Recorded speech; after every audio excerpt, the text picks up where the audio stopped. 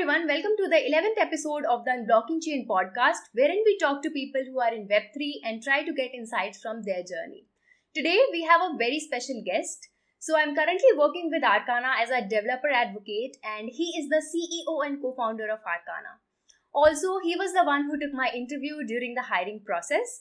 His name is Mayur Relekar, and he has been 3 times an entrepreneur and has a very rich experience in the Web3 space and has been in the space for the last 5 years.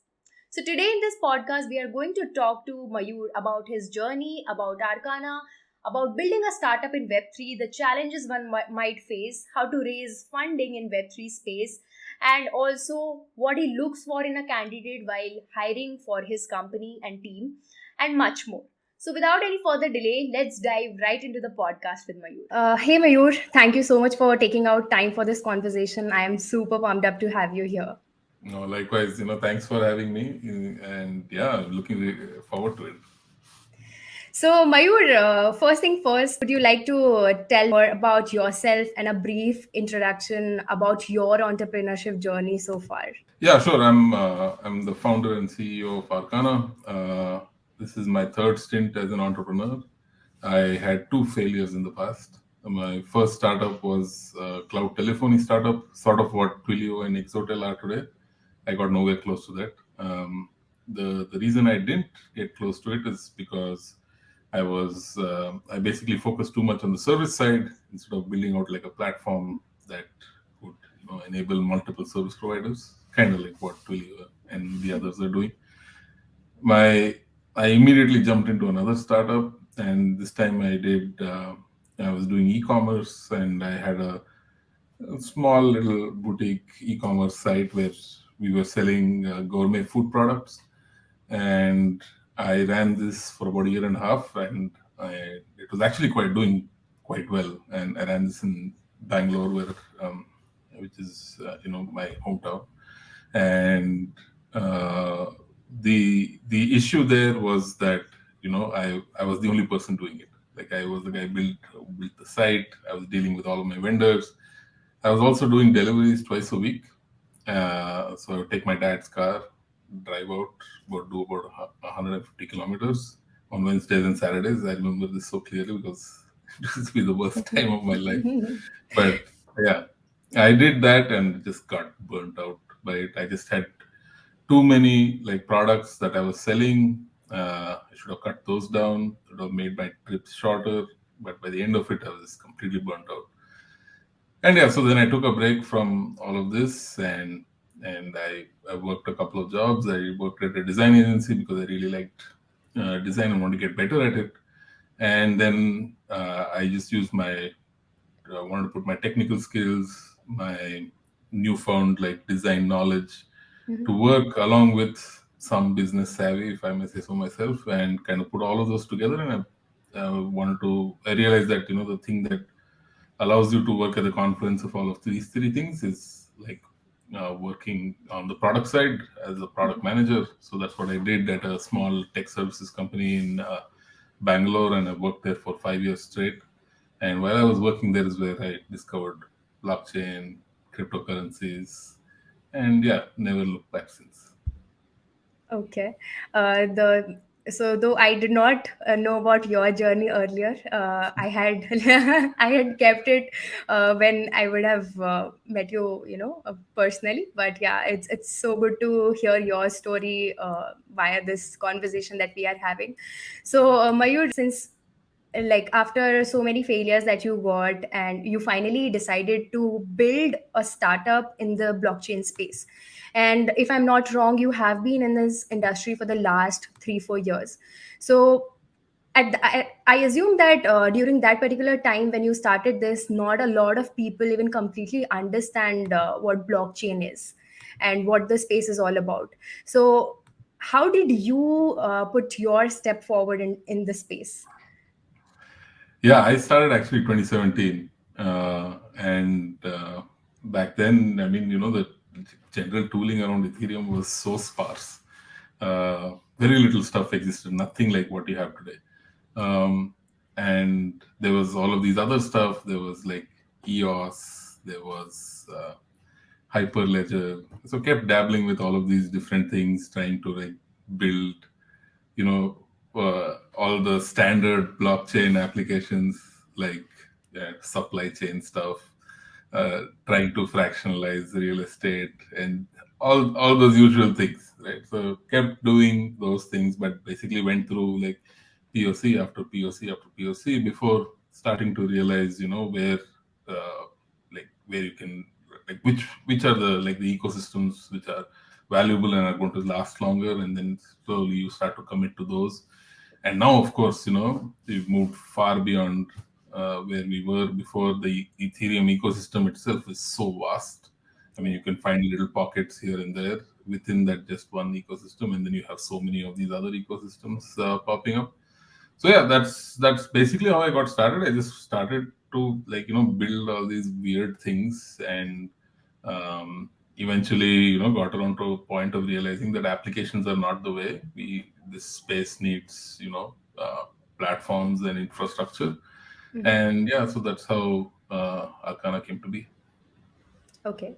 Uh, so, since we are talking about your startup, how you started it, and all, uh, why not take this opportunity to learn more about Arcana and tell the audience what it is? Yeah, sure. At Arcana, we have this clear vision that we want to help devs build applications. Period.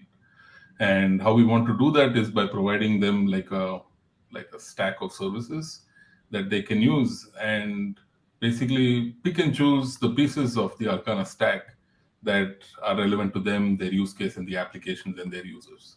Right. So as of now, we have three pieces of the stack that we've built out, and we've just launched a beta. And the three pieces are basically an authentication module, a storage module, and an access control module. The authentication is straightforward. It allows devs to kind of authenticate users through a variety of means, usually things that users are already kind of very familiar with. But the key part here is that we give these users who get authenticated a non-custodial private key. This, I think, is like a game changer in general when it comes to user experience for Web3 applications, because currently, like you will know, the first roadblock that a common internet user hits when they're trying to use a tab is Connect Wallet, right? And outside of our little bubble that we live in this cryptoverse and crypto Twitter and all of these spaces, majority of the people have no notion of what a wallet is, what a private key is, what signing a transaction is, right? So yeah, that's auth. And then once you have an authenticated user, they can encrypt and store data on the Arcana store. And finally, these users can actually start controlling access to their data. And this starts to become very powerful because it goes into the domain of ownership of data and who are the true owners. In Web2, as you know quite well, it's these large organizations that usually are like the owners of the data that users generate and upload. Web3 can help like kind of change that paradigm and kind of rethink this. It's not a simple like trivial sort of change, but I think it's a paradigm shift basically. And so it'll basically allow users to kind of get back control of what they produce, and at the very least get compensated for what is essentially theirs, right? So right now we have all of these big corporations building out vast algorithmic ad networks and just feeding off of data that people put up. This is the paradigm that can change, where even if I don't want to like keep that away from public viewing and I want to be able to share it and allow for that to be seen by many people, I should probably get my piece of that pie also. And now blockchains, the whole Web3 movement and cryptocurrencies especially now attached like a very clear sort of potential for a business model to work there and for users to actually now get fairly compensated. So yeah, we're just starting out with these three pieces. We intend to keep adding more and more pieces, and we will add pieces that are either built in-house or we will work with existing protocols and integrate them and start offering this up to devs. So, Mayur, there are many other companies in the space who are doing just the same thing, or who are also providing auth, who are also providing storage. So, how do you differentiate Arcana when compared to the other players in the space? Yeah, so there are two things that kind of, in my humble opinion, kind of separate us. One is like the technical rigor that goes into building all of our products. We kind of try and ensure that there is a minimal kind of trade-off when it comes to things like security, Mm-hmm. while trying to make some very pragmatic decisions and ensuring that the user experience and the developer experience is the best.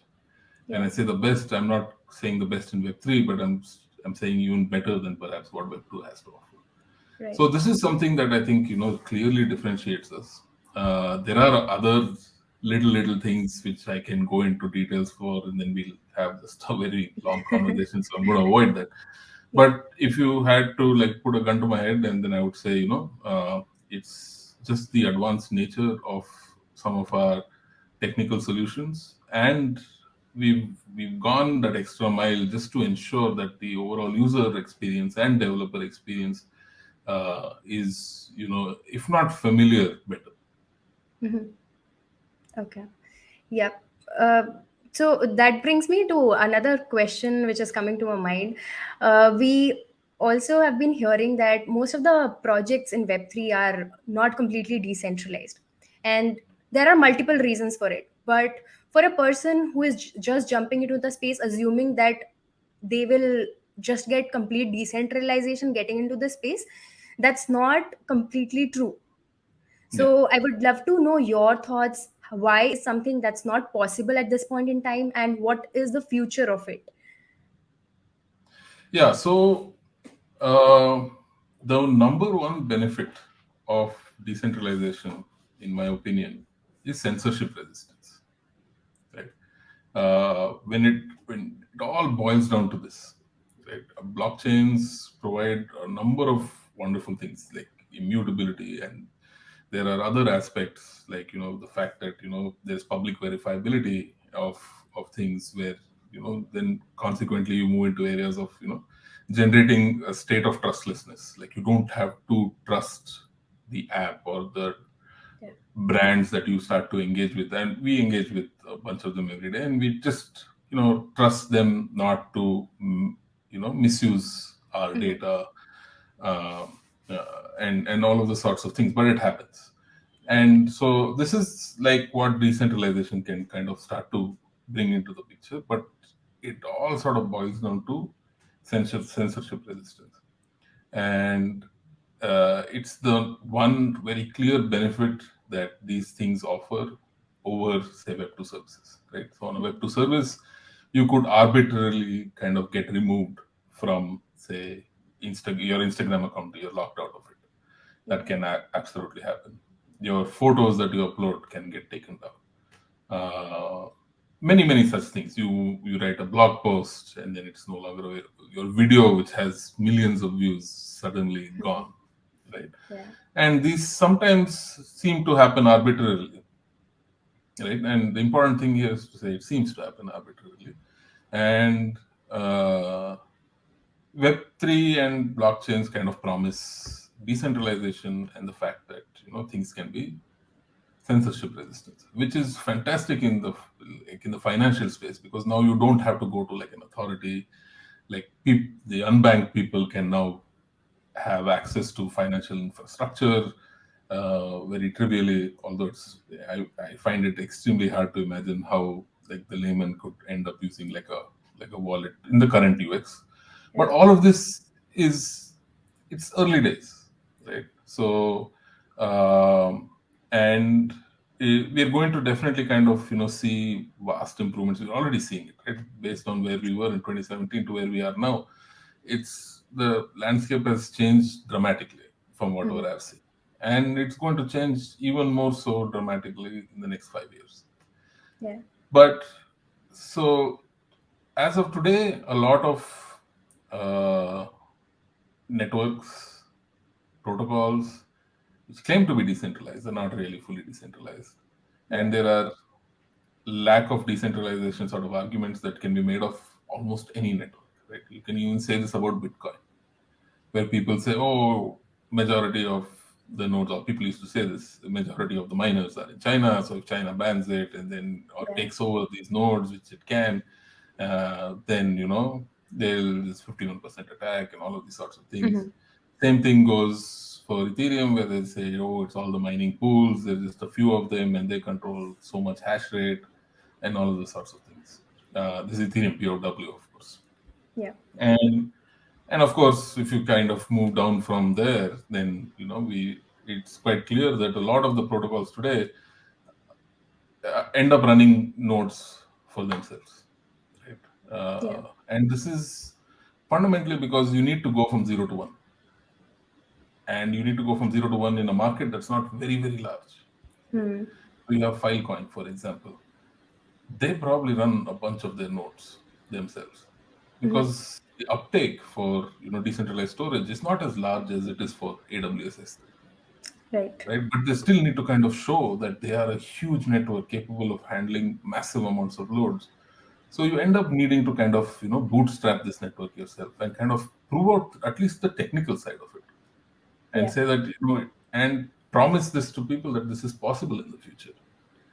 So this is the reason I think people make very pragmatic trade-offs, and take certain decisions that result in like less decentralization. That's what I'd like to call it, because I truly believe like decentralization is a spectrum. It's not black or white, Yeah. and there are many people in the gray, and for very good reason. Because first and foremost, if you want like public goods to exist and thrive and do well, they need to go from 0 to 1, for which some level of bootstrapping is required, and Yeah. these are perfectly fine decisions in my estimation. Yeah, I think uh, I haven't asked this question to a lot of people, but I have heard from a lot of them that like this protocol is still not decentralized. Why should we trust it? But I think the answer that you have given aptly answers all the questions that people usually have about complete decentralization. And we can also compare it when internet was coming. Not a like At that point in time, people also thought that this is a bubble, it will not go far away. But and the same goes with the space that we are seeing right now, the Web3 space.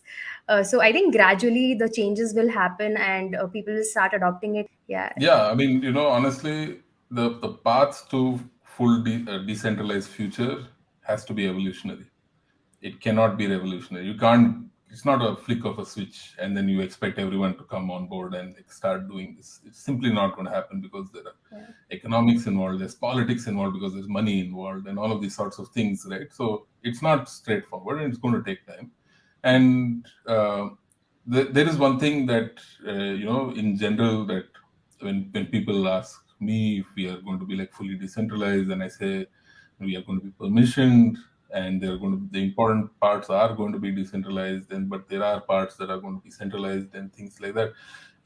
I mean, people seem to get turned off by this idea that, oh, Yeah. how can you be centralized and all of these sorts of things. And honestly,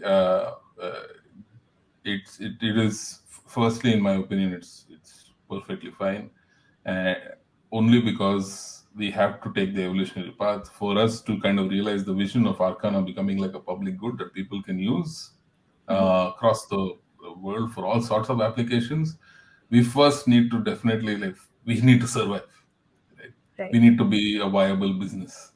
We need to get users, which will then start like this nice feedback loop, which eventually will get us more users and those sorts of things. So these are just standard problems.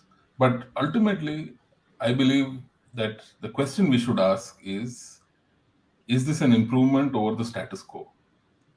Is this an Right. improvement over Web2, the way it is? And if the answer to that is yes, then it is fine. So we don't have to go Web2 to full decentralization of the entire internet overnight, right? Yeah. But is it Right. better? Is it incrementally better? And if it is, then we are on the path of evolution. True, true. Completely agree with your thoughts. So since we are also, talking about startup and also we have seen that there are a lot of events that are happening, be it hackathons or any other, and we have seen there are a good number of projects that have come out of hackathons, right? So, and you have been an entrepreneur for 3 times, right? So I would like to know about what initial challenges you faced, and how you overcome those while starting a company in this blockchain space. I mean, when we started out, because it's such a new market, right? So your notions about what is important for to like people and what could work in this space may be diluted, in the sense that the fundamental problem here is that how do you verify or validate if something is good or bad in a very nascent market when there are very few people, right? Right. If a protocol that someone is building today is going to be compared with a Web2 platform equivalent, and if the adoption for the protocol is not as large, then people are going to brand it a failure, right? Hmm. Or if that graph is not like a hockey stick curve, right? So it your ideas that you come up with, the validation of them and early validation of them is so much more harder because there's so many such few participants, right? Right. And honestly, there's no one is an expert in this space. There are very smart people in this space who have a very good grasp of everything when it comes, like even crypto markets, and all of these sorts of other things. But there are no set patterns. There are no like clearly defined pathways for people. Like what is good UX for Web3 and what is good UX for wallets? These are all new paradigms, right? Nobody Right. knows. So yeah, I think this is stuff that will evolve over time, and these are basically some of like the issues that we faced at first. We thought what we were building was like the most fantastic thing in the world, and then we took it to market, and then people were like, we don't need this, Hmm. and Right. that was like an absolute bitter pill to swallow. So uh, that's when we realized that we just need to go back to fundamentals of product building and kind of figure out what it is that people need, Hmm. and how do we go about like giving people what they need in this new paradigm, which means like making some trade-offs when it comes to trying to build like protocol from day one. So yeah, I mean, that I think is like one of the biggest issues we faced back in the day. Even talent was a big problem. We couldn't find enough people to work on some of these ideas that we had. But yeah, now things are definitely much more different. That's one of the question I've kept for later, but yeah. Also, like, what do you think are the major components when it comes to building a startup in this space, in this particular Web3 space? More specifically, like, how do you figure out who your customers are? Since, as we have already talked about, that this complete space is in a very nascent stage. So how that thing is done? So I mean, this I honestly, this is what I tell some of like the startups that I speak to also from time to time, is that you just have to treat this like any other product, and you have to go out there and you have to do user profiling, figure out who your target audience is, figure out what your market is, how much of that is obtainable, how much of that is serviceable, Hmm. and that basically you can service. And you have to do user interviews. You have to try and understand if what you're building makes sense for the target audience that you have. And once you feel like it's a large enough market, and there is enough opportunity, which means that enough of it is obtainable, Hmm. and if the users are saying your solution is a sound one and that's something that could work, and then consequently it means that enough of that market is serviceable by your solution, is when you start to make like more clearer commitments to building something in this space. Hmm. If till such point, I would advise anyone to like really think twice, however cool your idea may sound, however whatever are the nice things that people around you and your friends are telling you about, this particular idea, uh, is till you do your research and try and figure out, is there going to be enough uptake for your product and your version of the solution, and is there enough of a market? Because we tend to overestimate, like, crypto native market Yeah. is, because we all live on crypto Twitter, and we feel like, oh, there's so many people here, but it really is like a drop in the internet ocean, so to say. So yeah, don't overestimate. Really do a lot of testing before you actually commit, and once you commit, go full blast, because there's enough of support in this entire ecosystem to help you get there. Yeah, yeah. Right. So, Mayur, like initially, you also told that in the previous company that you had, you were the sole person handling everything.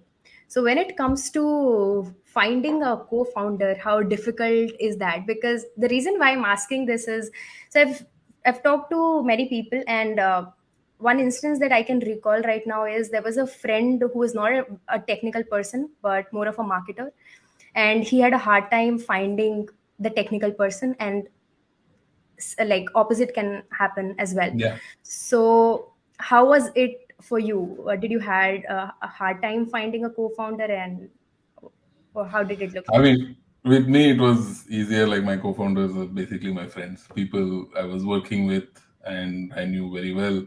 In fact, my co-founders are the people I hired at my previous place of work to work with me, and I knew exactly how they work, what really, got them excited and want to do things and stuff like that. So I was lucky enough to have that.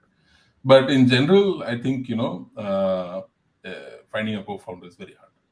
Uh, I would say in this space, finding a co-founder, if you're non-technical, to find a technical co-founder is probably much harder than the opposite. And this is, I think, clear by the fact that, majority of, like, the top protocols are actually led by technical technical founders, Yeah. and that's because, people presume that, like, basically, the technical stuff is the most important thing in the space, which it is. It is quite important. But yeah, I just feel like, it like, someone who's technical in this space can definitely kind of go that extra mile and, put like a proof of concept out there, even if it looks raggedy, and doesn't really work great or look great and things like that, but at least something, right? So I think it's crucial for almost anyone getting into this space to get some technical know-how, no matter who you are. Whether you could be a marketer, you could be, like, salesperson, you could be anyone. If you do not, like, dive into the technical aspects of this space, I don't think you'll ever fully appreciate the possibilities. And then you'd probably be just, chasing hype or trends and things like that. So it is very important to kind of really dive into the deep end when it comes to the technical side of what is happening, because this is, like, fundamentally like a technical revolution, but it's also like an economic revolution. So, and then it needs all these other layers to fit in as well. Yeah. So now we've talked about the co-founders, but after that comes the team. So what do you usually look out for in a candidate when you have to decide, like, should they be your team member or not? I mean, I'm going to give you like a super cliched answer, but it really is this. It's like passion for what they're doing. Uh, they're doing something because it's not a job for them. They truly want to make, like, very Arcana specific. They want to make a career in this space, and they want to kind of dedicate their time here. But even if you are not from the Web3 space, we have many people we've hired who are not at all, from this space. Uh, but they really want to hone their craft, get better, and they have like a clear desire to do that, as opposed to wanting to just do a job. more often than not, my decision to hire someone is almost done in the first like 2-3 minutes of conversation, almost always. uh, and it I there have been instances where my mind has been changed, and I've been proven wrong on like some hires, not hiring some people and hiring some people, and then it not working out. But more often than not, I think that's what work, and that's because passionate people kind of let you know about their passions and how they really want to do awesome stuff in like from the get-go, and it's clear and apparent. So yeah, that's what I look out for, and it's cliched as hell, but yeah. Might be helpful for other folks who are trying to get into the space, though you might not be their boss. But I think almost all the co-founder think in a similar fashion, so that's going to help. uh, and so it comes to like the question that I just asked, related to general team hiring, right? Now when Hmm. it comes to developers in the space, because you need technical people in order to build a startup in the web3 space. So how difficult can it be for a person who is looking out for a dev team to build whatever product they are supporting? Yeah, it is very hard to find good hires in this space because the I believe like the fundamental issue today is that everyone who does like a Udemy course or like watches a few YouTube videos thinks they are Solidity developers, right? Mhm. Right. And that is like so far removed from the truth. And everyone's getting into the space because you hear about how Solidity developers they're getting paid $500,000, $1 million, one and a half. The numbers just keep going through the roof. Right. Uh, but these are people who are like just another level uh, when it comes to knowing something about a very niche subject, uh, Hmm. and but knowing it in and out, and that sort of like skill is very hard to find. So good quality devs who really specialized in the web3 space, in the blockchain space, are never short of offers, are never out of demand. I think in general, what we've seen is a lot of people have like witnessed the hype of cryptocurrency cycles and these massive salaries that these very well funded protocols and projects have like basically given out to people, Mhm. and everyone's just come running into the space and they're trying to figure out what they should do, and they've done a little bit here, go to developer DAO, learn a few things, and see a few blog posts, and they're like, yeah, I'm ready to write production level code that's going to manage people's assets, right? And things have failed in dramatic fashion because I'm not saying because of highest person, but because this is a very early industry now, which is why people are also like hunkering down and saying, I really want high quality people because I'm not going to take risks with a lot of these things. So, which is what I feel is like the reason for like general quality issues. But I think good devs, and especially devs who like really kind of dedicate a lot of time and really like deep dive into the intricacies of in whatever like Solidity development, Rust for Solana, and all of those sorts of things are going to like never have a problem getting hired. Yeah, yeah, I completely agree with your point.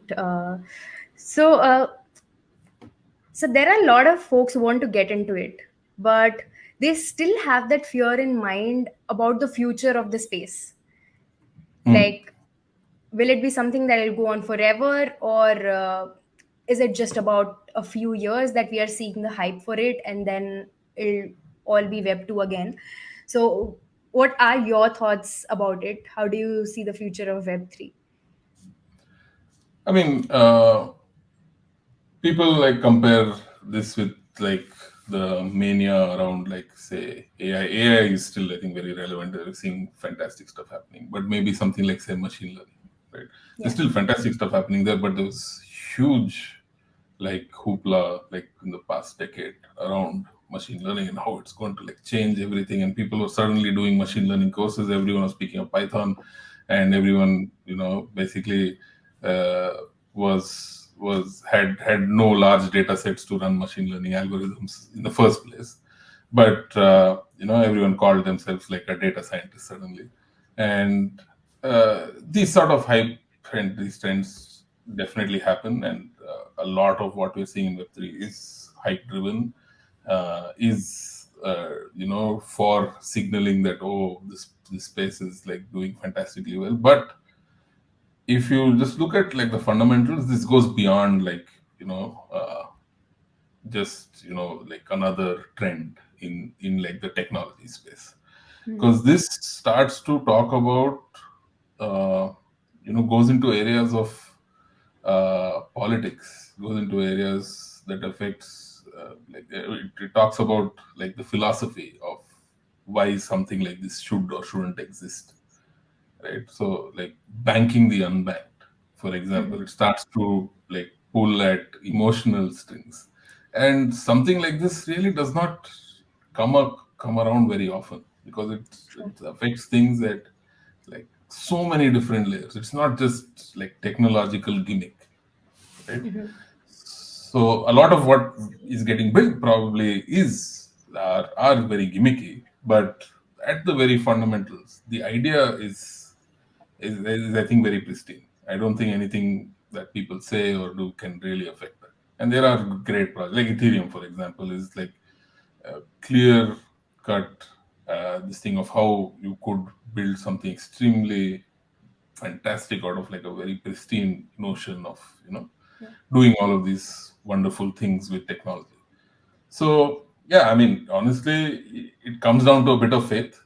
End of the day, if a 20-year-old is deciding if they should spend like the next 1 year trying to learn in the space and they're worried about the space disappearing, I honestly say that you're 20, 21 next year. The world may change, but you've not really lost that much time, and it's okay because the risk to reward ratio is quite high.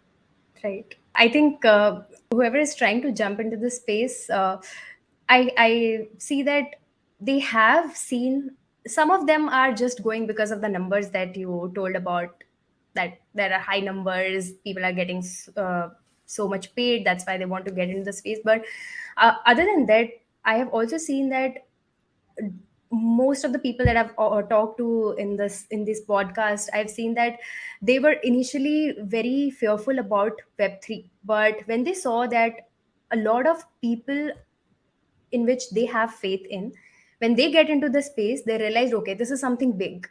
This is not a fad. We need to think, if we are planning to get into it, then these are the people basis on which we can decide, okay, should we really get into it or not. So I think that's really very important for a person to getting into it, is to you know have faith and understand the intricacies of why it is something that will become big, that will help you move forward in the Yeah. space. Otherwise it will gradually happen that you'll end up dropping it. Yeah, no, I mean, like, for if you look at that, then there are excellent markers across the board, right? So if you look at it, there is Vitalik Buterin, and of course, nobody knew him perhaps before the Ethereum days, also because he was just a kid when Ethereum started. Right. Uh, he's one of the foremost like technologists in the world. Period. Right? So you could say like Elon Musk, Vitalik, very close to each other. I would say Yeah. Vitalik's probably even smarter. Uh, there are so many smart people running amazing, amazing things in this space. I mean, if you just look across like some of the top protocols, the the stuff happening in the optimistic rollup side, on the ZK rollup side, these are like like people who are bona fide geniuses. And then you have people on the investment side. Now you have like all the big funds wanting to invest in the space, and there is not a single large fund uh, who is not like Web3 curious or already investing in Web3. That's another marker. And I mean, there's just so many of these sorts of like markers for people to start looking at if you want to kind of get some sort of like proof social proof that shouldn't I dive into this space. Mhm. Um, so yeah, I mean, if you need a lot of motivation to get into the space, maybe you shouldn't. But there is enough and more like reasons to sort of get in, especially if you're very very young. Hmm. Yes, yes. Um, I think I missed one question that I was intending to ask you related to startup. And that is like if somebody is, say, working on building a startup in the space, not just in this space, maybe, other spaces as well. So, and they want to, raise a seed or angel round. So, what would you suggest? How should they go about it? Like if you're raising your first round, you there are a number of markers that people look at. Uh, like what is the pedigree of the team, for example. If you're a bunch of people that have come together with a lot of experience in the domain in which you want to build your product, then your chances of getting funded are very very high. So because that carries a lot of weight. So if you're a solid team from the get go, great. Mhm. Let's say you're not, right? So uh, like when we started out, we were absolute nobodies, right? So I mean, of course, I've done a lot of work, but I don't come from a fancy college. None of my co-founders came from fancy colleges. We were not domain experts, and but we still wanted. We felt like we wanted to do this. So it was a massive struggle for someone like us. So what we ended up doing was we started like essentially doing proof of work. Is basically keep building and somehow sustaining through that period of building, trying, putting things out there, and getting some people to kind of adopt. So we went through multiple phases. We released a platform, and then we shifted to a product, and then we went and started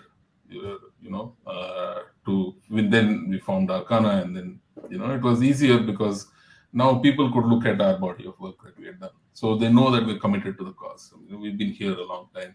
We've Mhm. gained that sort of experience. So I would suggest that if you don't come from a lot of privilege, which is you didn't go to like top university, don't have great network, if you don't have immense amounts of experience in the domain that you're building your product in, then I would truly suggest what you do is you bide your time and work for someone who has all of those things and the money backing them to so that they can pay you. And while you do that work, you kind of maybe even spend the extra hours to kind of work on whatever you're doing on the side or just getting good at it. And Yeah. then you build this body of work, and you can then say, like, yeah, I was core developer at, I don't know, Sushi Swap. And then suddenly people are like, oh, if you were core developer at Sushi Swap, then obviously it means there's value here. So Right. then you'll start to attract interest. So this is what I would suggest you do, and even if it takes you like 1, 2, 3, 4 years, I don't think this industry is going anywhere, so it's totally worth your time. Just do it. You're going to get paid for it. So spend time, try and work at like really, really good companies, earn money, hone your craft, build a body of work. So if you're able to do that, and if you're passionate, and if you have clear conviction about what you're doing, then someone is going to see it and fund it. Yeah, I think the answers that you have given about the question that I've asked, I might not have asked all the questions that's there in the mind of a budding entrepreneur, but the ones that I have asked and the answers that you have given, I'm sure that the people who would watch this podcast are really going to get benefited from it. So I can have this conversation, I think, for hours, but we are short of time. So Mayur, on a closing note, what three advices would you like to give to budding entrepreneurs in this space? Whoa, okay. I'm going to have to try and sound very intellectual, so Okay. let me think about this. No, it's actually very simple. If you're a budding entrepreneur in the space, make sure you have a clear body of work behind you. Make sure you get the right sort of people around you to help you build it. Don't try and go on these journeys alone. They're too hard. too arduous. You need people who share your conviction and your passion and that fire and that you have for going and building this. So when the tough time comes, at least you all have like shoulders to sort of lean on. And uh, the third piece of advice is basically what I said earlier: is that don't blindly jump into like like like building a company and committing yourself to it just on the basis of you thinking like an idea is cool, or five of your friends thinking that an idea is cool. The only people that matter is if your potential users think it's cool. And so Mhm. always go validate and do as large a validation as possible before committing. But because once you commit, there is no turning back. You have to go full power into this. So yeah. Yeah, I think best advice is given by you. So, Mayur, I really, really had a great time having this conversation. Got to know a lot about you, your journey, and and your advice is really going to help people on building a startup in this space. So, thank you so much for taking out time for having this conversation. I really enjoyed it, and I would suggest that to all the people who are watching this video, do check out Arcana. Though we haven't talked about Arcana a lot, but yeah, we have been doing it for some time on Arcana's YouTube channel. You can check that out too. Yeah, no, I mean, I had a fantastic time talking about things outside of Arcana. I think those are very important things to talk about also. And I mean, you've been doing such a fantastic job with Unblocking Chain, picking up all these different little subjects, which I think are very, very relevant, which is why you have the audience you have. And yeah, I mean, more power to you. Keep doing more and more of these sorts of things. You always have my and our full support to kind of really go out there and shine. And hopefully, people can actually derive whatever little value from this conversation. So yeah, For sure. Thank you so much, Mayur. We'll definitely look forward for another one when Arcana reaches mainnet. yeah. So that's not too far away. So yeah, we'll talk soon Yeah, then. sure. Bye bye. All right. Please take care. Bye bye.